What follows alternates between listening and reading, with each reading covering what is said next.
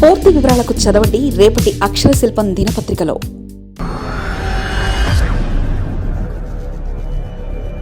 Deputy CM Pawan కొత్త నినాదం. Wrong signal కాకుండా జై ఆంధ్ర లైన్. అమరావతిపై ఆరోపణలు గుప్పిస్తున్న వైసీపీ. 2029 ఎన్నికల్లో దెబ్బపడకుండా ముందస్తు వ్యూహం. ఆంధ్రప్రదేశ్ రాజకీయాల్లో నినాదాలు ఎప్పుడు ఒక ప్రత్యేకమైన ప్రభావాన్ని చూపిస్తాయి. ఒక నినాదం ప్రాంతీయ సెంటిమెంట్ను రగిలిస్తే, మరొకటి అభివృద్ధి కాంక్షను ప్రతిబింబిస్తుంది.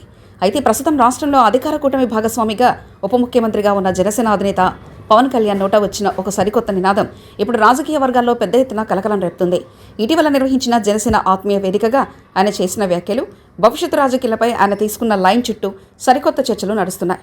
ముఖ్యంగా జై అమరావతి కాదు, ఇకపై జై ఆంధ్ర అనాలంటూ ఆయన ఇచ్చిన పిలుపు వెనుక ఉన్న వ్యూహాత్మక సమీకరణాలపై విశ్లేషణలు మొదలయ్యాయి. రాజధాని అమరావతి నిర్మాణం, దాని పరిరక్షణ అనేది ముఖ్యమంత్రి Nara Chandrababu Naidu dream project. Telugu Desam party మొదటి నుంచి అమరావతిని రాష్ట్ర అభివృద్ధికి కేంద్ర బిందువులుగా చూపిస్తూ ఆ నినాదంతోనే ముందుకు సాగుతుంది. అలాంటి తరుణంలో డిప్యూటీ సీఎం పవన్ కళ్యాణ్ రాజధాని పేరును ప్రస్తావిస్తూ జై అమరావతి అనొద్దు, జై ఆంధ్ర అనాలని పార్టీ శ్రేణులకు దిశానిర్దేశం చేయడం ఆసామాషిగా మాట్లాడిన మాట కాదు. ఇది యాదృచ్ఛికంగా వచ్చిన వ్యాఖ్య కాదని, దీని వెనక గట్టి ఫ్యూచర్ ప్లాన్ ఉందని రాజకీయ పరిశీలకులు భావిస్తున్నారు. అమరావతి అనేది కేవలం 33,000 ఎకరాల రాజధాని మాత్రమే కాదు, దానికే పరిమితమయ్యే పదమని. కానీ జై ఆంధ్ర అనేది 5 కోట్ల ఆంధ్రప్రదేశ్ ప్రజలను ఒకే తాటిపైకి తెచ్చే అఖండ నినాదమని పవన్ కళ్యాణ్ బలంగా విశ్వసిస్తున్నట్లు వినిపిస్తుంది. రాజధాని అమరావతిపై గత ప్రభుత్వ హయాం నుంచి వైఎస్ఆర్ కాంగ్రెస్ పార్టీ రకరకాల అవినీతి ఆరోపణలు, ప్రాంతీయ పక్షపాత ఆరోపణలు చేస్తూ వస్తుంది. ఇన్సైడర్ ట్రెండింగ్ జరిగిందని, ఇది ఒకే సామాజిక వర్గానికి లబ్ధి చేకూర్చేందుకు ఈ ప్రాంతాన్ని ఎంచుకున్నారంటూ వైసీపీ చేస్తున్న విమర్శలు ఇంకా కొనసాగుతూనే ఉన్నాయి. ఇలాంటి ఉత్కంఠభరితమైన రాజకీయ వాతావరణంలో కూటమి ప్రభుత్వంలో కీలక భాగస్వామిగా ఉన్న పవన్ కళ్యాణ్ స్వయంగా అమరావతి పదాన్ని పక్కన పెట్టి జై ఆంధ్ర అనాలని కోరడం ఒక రకంగా రాంగ్ సిగ్నల్ పంపే అవకాశం ఉందని ఆందోళన వ్యక్తమవుతుంది. ఈ వ్యాఖ్యల ప్రభావం రాజధాని ప్రాజెక్టుపై, అక్కడ పెట్టుబడులు పెట్టేందుకు వచ్చిన శక్తులపై నెగిటివ్గా పడే ప్రమాదం ఉందన్న అభిప్రాయాలు కూడా వ్యక్తమవుతున్నాయి. రాష్ట్ర విభజన జరిగినప్పటి నుంచి ఆంధ్ర అనే భావన కంటే అమరావతి అనే పదమే ఎక్కువగా హైలైట్ అవుతుందన్న ఫీలింగ్లో ఉన్న తరుణంలో ఈ కొత్త లైన్ ప్రాధాన్యత సంతరించుకుంది. జనసేన ఆత్మీయ సమావేశంలో పవన్ కళ్యాణ్ కేవలం నినాదాలకే పరిమితం కాకుండా రాష్ట్రంలో సామాజిక సమీకరణాలపై కూడా కీలక వ్యాఖ్యలు చేశారు. ఆంధ్రప్రదేశ్లో కుల రాజకీయాలు చాలా ఎక్కువగా ఉన్నాయని, పొరుగు రాష్ట్రమైన తెలంగాణలో అంతగా లేవని ఆయన అనడంపై తీవ్ర చర్చకు దారితీసింది.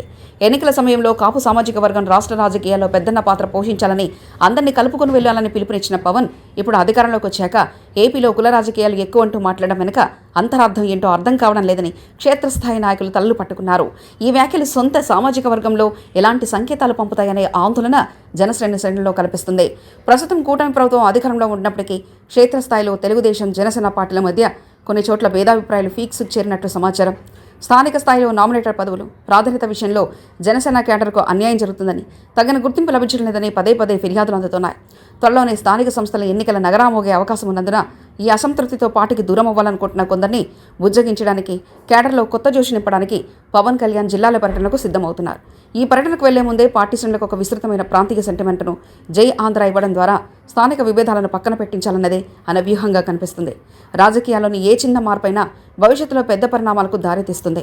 అమరావతి అజెండాతో టీడీపీ ముందుకెళ్తుంటే 5 కోట్ల ఆంధ్రుల ఆత్మగౌరవ నినాదంతో జనసేన తనదైన ప్రత్యేక లైన్ తీసుకుంది. కూటమిలోనే ఉంటూనూ జనసేన తన ఉనికిని చాటుకోవడానికి, రాబోయే స్థానిక సంస్థల ఎన్నికల్లో వీలైనన్ని ఎక్కువ సీట్లు సాధించడానికి పవన్ కళ్యాణ్ జై ఆంధ్ర లైన్ తీసుకుంటున్నట్టు స్పష్టమవుతుంది. అయితే ఈ కొత్త వివాదం కూటమి ప్రభుత్వం సజావుగా సాగడానికి సహకరిస్తుందా, లేక భాగస్వామ్య పార్టీల మధ్య కొత్త సమీకరణాలను, విభేదాలకు దారితీస్తుందా అన్నది మున్ముందు తేలనుంది. మరిన్ని కథనాల కోసం సబ్స్క్రైబ్ చేసుకోండి మీ అక్షర శిల్పం. పూర్తి వివరాలకు చదవండి రేపటి అక్షర శిల్పం దినపత్రికలో.